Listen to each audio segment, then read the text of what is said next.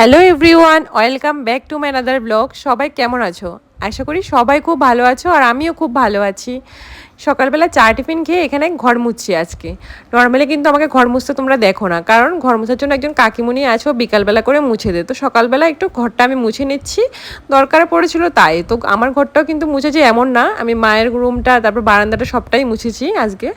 এখানে ঘরটারও আমি গুছিয়ে নিয়ে বিছানা টিছানাও গুছিয়ে নিয়েছি দেখো।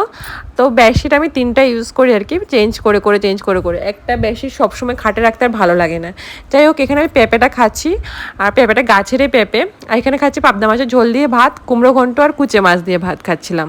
তো সকালে ভাতটা এটা দিয়ে খেয়েছি, দুপুরেও এটা দিয়ে, রাত্রেও এটা দিয়ে চলবে, একবারই রান্না করা হয়। এখানে সন্দেশ খেয়ে নিয়েছি, পুজোর সন্দেশ বলতে কালা, আমরা বলি সন্দেশ ত্রিপুরাতে, কিন্তু এখানে বলে কালাকাঁদ। খুব টেস্টি কিন্তু এগুলা।